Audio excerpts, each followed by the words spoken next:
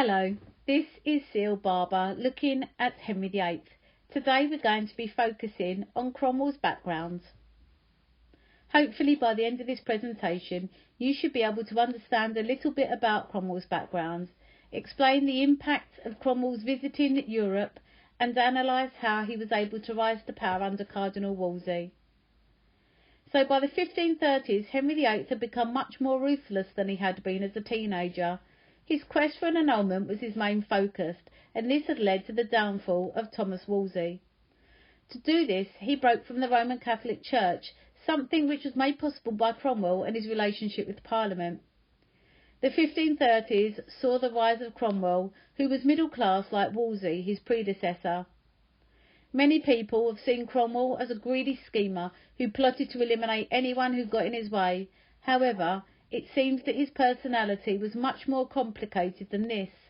For example, he was loyal to Wolsey and to Henry, even when times were hard. He was also kind to women and the poor. However, like Wolsey, he did make many enemies, and this helped contribute to his downfall. He was born in 1485, the year that Henry VII took the throne from Richard III at the Battle of Bosworth. His father was a blacksmith, a clothworker and an alehouse keeper. He got into fights and trouble, and as such Thomas didn't have a great relationship with his father, and like Thomas Wolsey he was from a middle-class background. However, whilst Thomas Wolsey had gone to university, in 1503 Cromwell decided to join the French army, and he fought the Spanish in the Battle of Garigliano in the Italian peninsula in the Habsburg-Valois Wars. However, the French lost this war, and as a result Thomas Cromwell decided to move to Florence. In Florence he rose up in the household of Francesco Frescobaldi. He was a leading merchant banker, and Thomas was able to do this due to his hard work, his wit and his charm. Whilst in Florence he learned Italian, which was to help him later in the household of Thomas Wolsey.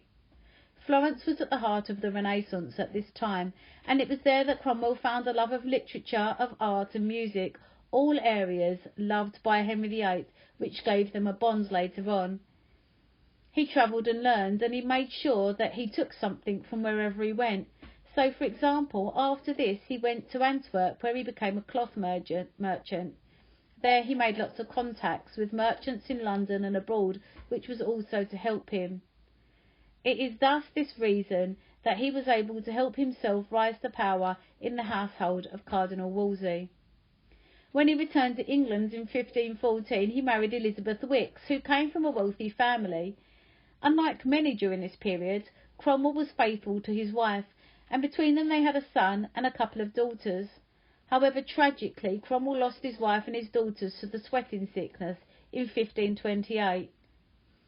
From this point onwards, Cromwell was committed to his son Gregory, doing all he could to secure his future, even arranging a marriage later on between Gregory and Jane Seymour's sister.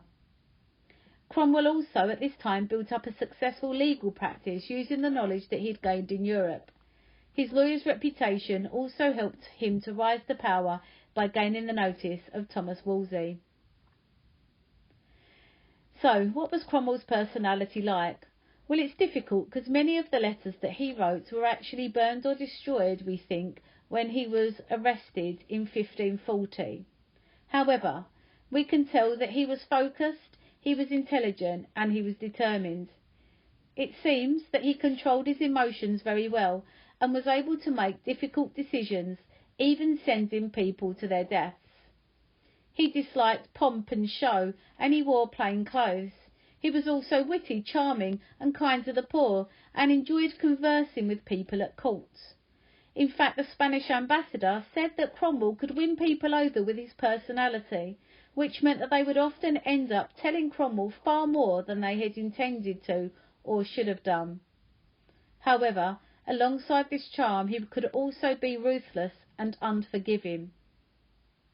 He was also, as we have said, a loving husband and father, and took much more of an interest in his family than was usual for a man at this time. Cromwell, like Wolsey, was very ambitious, and so he entered Wolsey's household soon after returning to England. By this point, Wolsey had risen to First Minister, which was a crucial impact on Cromwell's career.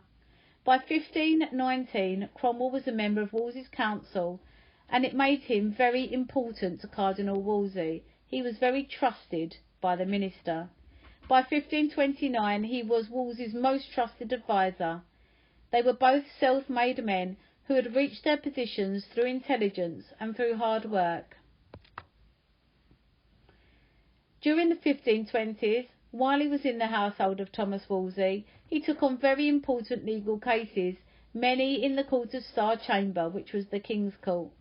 He was also often a messenger between Henry VIII and Wolsey, delivering news and messages, which gave him a personal link to Henry VIII when Thomas Wolsey was to fall from power later on.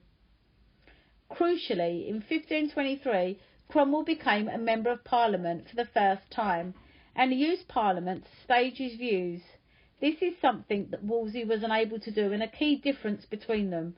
For whereas Wolsey would avoid Parliament, such as with the amicable grants, Cromwell was to use Parliament to his great advantage later on, whence gaining the annulment for Henry and Catherine. This is C.L. Barber, 1977. Thank you for watching and for listening.